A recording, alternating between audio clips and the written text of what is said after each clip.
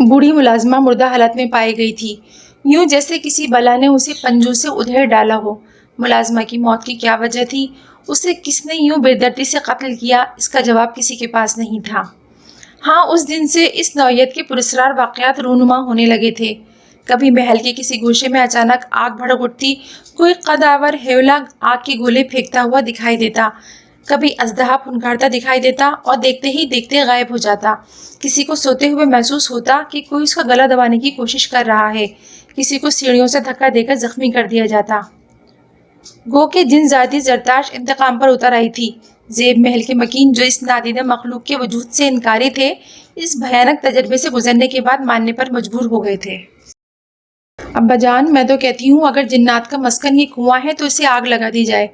ये शाहजेब की बड़ी बहन तानिया थी, जो जरताश के इंतकाम का निशाना बनकर सीढ़ियों से गिरकर बुरी तरह से जख्मी हुई थी। उसकी भी यही ख्वाहिश थी कि ज़ेब महल और शाहजेब को हमेशा के लिए इस इफरीत से निजात मिल जाए। अहमद अली खान ने इस बात से इत्तेफाक करते हुए मुलाजमों को हिदायत कर दी कि इस मनूस कुएं को जला दिया जाए, मगर ऐन मौके पर एक बड़ा सियाह रंग का नाग नजर आया, जो कुएं की हिफाजत पर मामूर था। उसकी आंखों का रंग नीला था। वो इस कदर खौफनाक था कि उसकी फुनगार से ज़ेब महल के दरो दीवार लरज उठे थे। उसने कई मुलाजमों को डस लिया तो बाकियों ने भागकर अपनी जान बचाई। ज़ेब महल पर खौफ के सियाह बादल छा गए। वो चाह कर भी इस कुएं से निजात ना हासिल कर सके थे। खान साहब, मेरा मशवरा है कि शाहजेब की शादी कर दी जाए।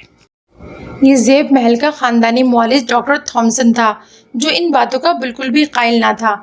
उसके मुताबिक दुनिया बहुत तरक्की कर चुकी है, ये बातें सिर्फ किस्से कहानियों तक रह गई हैं, हकीकत से इनका कोई ताल्लुक नहीं।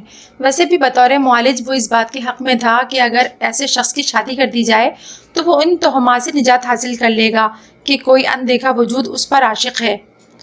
डॉक्टर थॉमसन ये मशवरा देकर फारिग हो गए, मगर उन्हें अंदाज़ा भी ना था कि ये मशवरा उन्हें ज़िंदगी से आज़ाद कर देगा। वापसी पर उनकी गाड़ी का शदीद एक्सीडेंट हुआ और गाड़ी गहरी खाई में जा गिरी। ज़ेब महल का एक और हमदर्द मौत के मुंह में चला गया। मुश्किलात मसाइब ने तो ज़ेब महल में जैसे डेरे डाल लिए थे। जूं जूं चांद अय्याम बैज़ में दाखिल हो रहा था, कोई न कोई नाखुशगवार वाक़या हो जाता था। जहारा उसी खौफ व हिरास में घिरी परेशान बैठी थी कि एक इंतहाई ज़ईफ़ व कमज़ोर आवाज़, जिसमें बेहद दर्द था, समातों के आर पार हुई। है कोई जो मुझ भूखी को खाना खिला दे। फटे पुराने कपड़ों और खिचड़ी ज़्यादा बाल, वो बेहद ज़ईफ़ औरत थी, जिसकी कमर किसी कमज़ोर शाख की तरह मुकम्मल झुकी थी। लकड़ी के मोटे से डंडे के सहारे चलते हुए वो लरज रही थी। वो बोलती तो अल्फाज लरज रहे थे। उसकी शख्सियत में कुछ नुमाया था तो वो उसकी गैर मामूली चमकदार नीली आंखें थीं। बेटे की वजह से परेशान हो, कांपती बूढ़ी आवाज में बोलते वो जहांआरा को हैरान कर गई थी।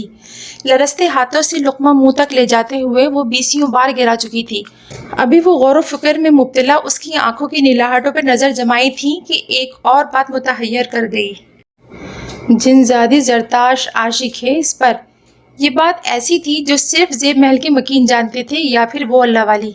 ये तीसरा अनजान शख्स जिससे पहली बार मुलाकात हो रही थी, कैसे जान गया था? ताज्जुब की बात थी। उसकी एक वजह यह हो सकती थी कि हुलिये से बज़ाहिर बदहाल नजर आती उम्र रसीदा कमर खमीदा बुढ़िया जरूर ज्ञानी थी। उसकी कोई बातनी आंख जरूर रोशन थी। वो तुम्हें कैसे इल्म हुआ? जहांआरा के सवाल पर वो होले से मुस्कुराई तो बिखरे बालों में से झांकती अजीब सा इसरार नजर आया। उसकी आंखें गैर इंसानी सी थीं। मुझे सब पता है। और फिर कपकपाते अल्फाज के सहारे वो इंकशाफात पर इंकशाफात करती चली गई। शाहजेब पे बचपन से ही जिनजादी आशिक है। ये बात जहांआरा को हैरतों के समंदर में गर्क करती चली गई थी। जैसे इंसान के साथ उसका हमजाद रहता है या फिर साया। वो शाहजेब से मोहब्बत नहीं, इश्क करती है। जरताश बहुत ताकतवर है, किसी के काबू नहीं आएगी। उस पर हर टोना मंतर बेकार है। शाहजेब को उस अल्लाह वाली के दिए धागे बांधने का कोई फायदा नहीं।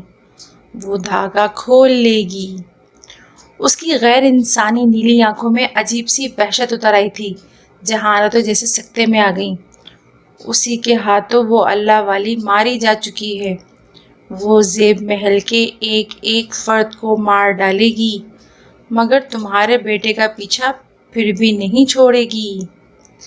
چند روز پہلے بیگم جہاں آرا نے یہ خبر سنی تھی کہ گزشتہ روز آندھی چلی تھی، ایک مضبوط تناور درخت نہ جانے کیسے اس اللہ والی پر آ گرا اور وہ مر گئی۔ مریدوں کا کہنا تھا کہ کسی نادیدہ قوت کی کارستانی تھی، اس مشکل سے نجات کا کوئی تو راستہ ہوگا۔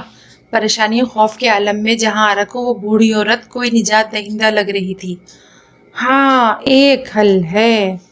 اس بڑھیا نے کانپتے ہاتھوں سے اپنے میلے بوسیدہ چوغے میں سے ایک بیش قیمت پتھر زبرجد کی انتہائی خوبصورت انگوٹھی نکالی۔ اس کے مطابق یہ ایک طلسماتی انگوٹھی تھی۔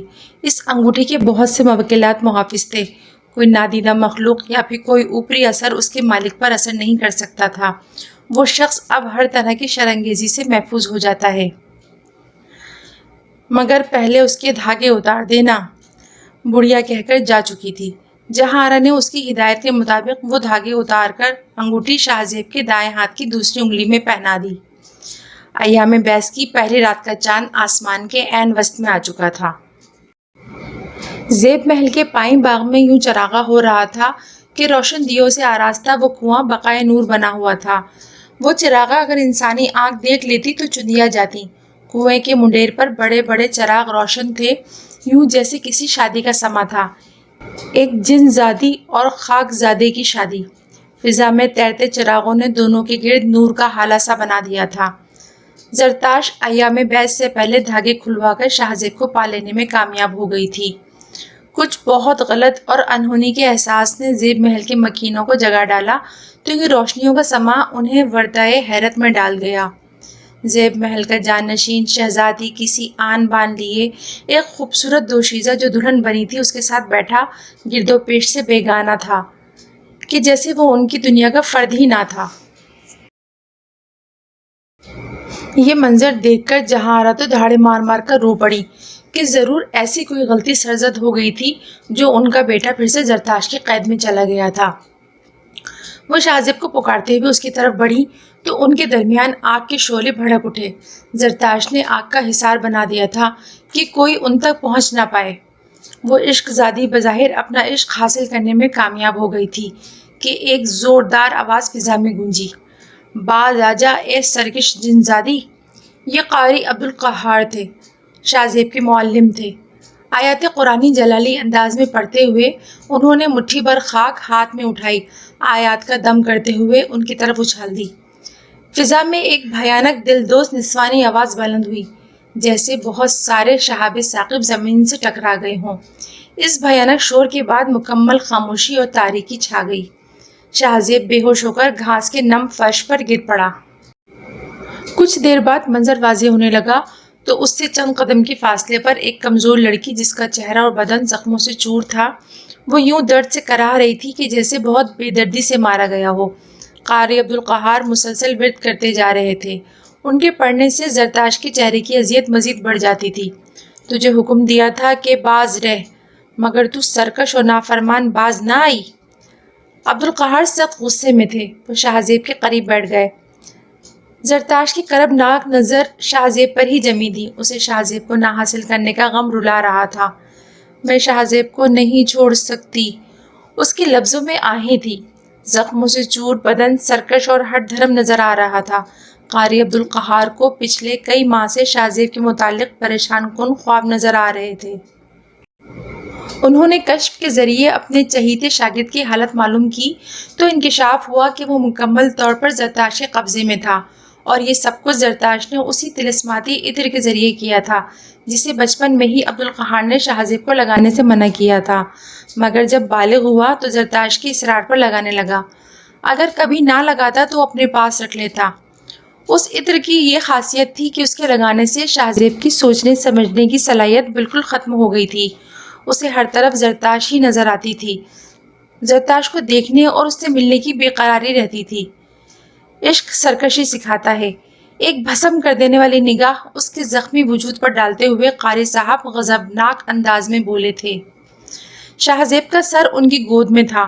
وہ ابھی تک بے ہوش تھا، اس بات سے قطعی لا علم کہ بچپن سے لے کر جوانی تک اس کے ساتھ کیا ہوا تھا۔ زیب محل کے باقی مکین بھی پہنچ گئے تھے۔ آج پہلی بار وہ زرتاش کو ظاہری آنکھ سے دیکھ رہے تھے، جس نے زیب محل میں عرصہ دراز سے تباہی مچا رکھی تھی۔ کشف کے ذریعے ہی عبدالقہار کو یہ بھی معلوم ہوا تھا کہ زرتاش نے شاہ زیب کی خاطر زیب محل والوں کا جینا حرام کیا ہوا تھا۔ ناگن بن کر بے گناہ لوگوں کو ڈسا، بلی کی شکل میں آ کر بوڑھی ملازمہ کو بے دردی سے مار ڈالا، اللہ والے کے اوپر درخت گرایا، ڈاکٹر تھامسن کو بھی انتقام کا نشانہ بنایا۔ زرتاش عمر رسیدہ بڑھیا کے روپ میں آئی تھی تاکہ شاہ زیب کے دھاگے کھلوا کر انگوٹھی پہنا سکے۔ میں مجبور ہوں۔ اس کے انداز گفتگو سے بے دلی جھلک رہی تھی اور عشق سے بغاوت۔ شاہ زیب کو ہوش آ چکا تھا، وہ حیرت سے اپنے ارد گرد سب کو دیکھ رہا تھا۔ زرتاش کو وہ اجنبی نگاہوں سے گھور رہا تھا، جس کی نیلی چمکدار آنکھوں سے آنسو رواں تھے، جو ہمیشہ سے شاہ زیب کی کمزوری رہے تھے۔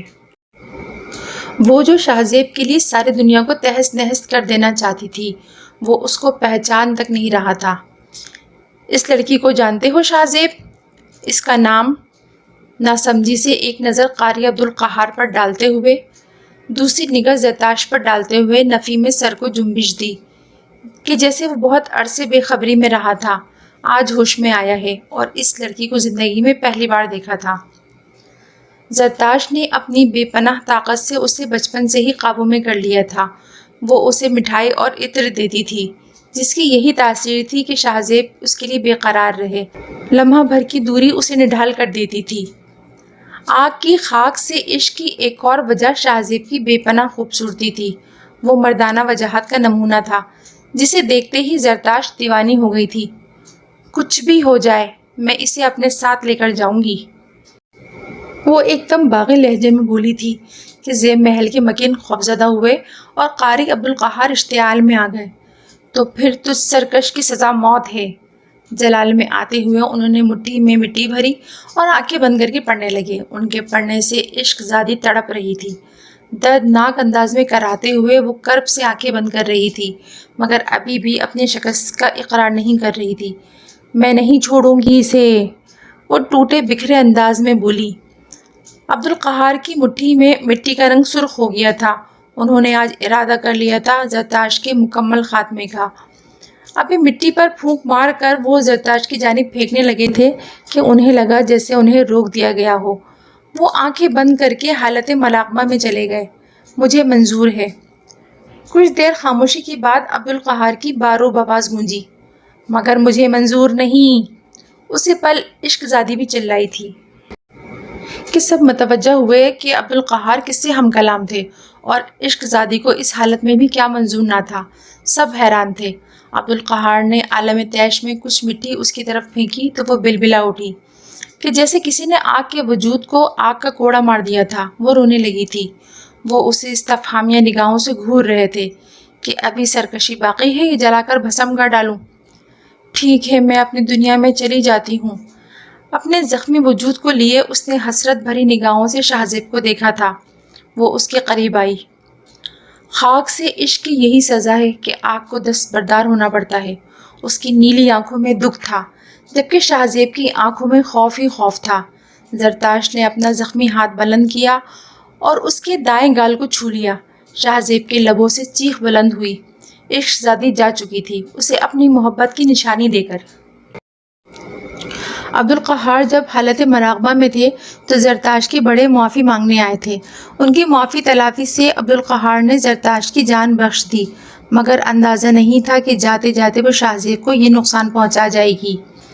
آج اس قصے کو 7 برس بیت گئے ہیں، مگر ایام بعث کی سیاہ راتوں میں عشق زادی کا دیا داغ شاہ زیب کو بے قرار کر دیتا ہے۔ اس کا گال دہکنے لگتا ہے کہ جیسے اس میں آگ بھر گئی ہو۔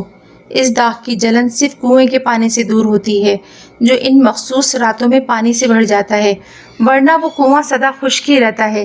یہ بدنما داغ دے کر وہ سرکش عشق زادی عشق سے دستبردار ہونے کا بدلہ لے گئی تھی کہ جو میرا نہیں ہوا وہ اپنی بدصورتی کی وجہ سے عمر بھر کسی اور کا بھی نہ ہو سکے گا۔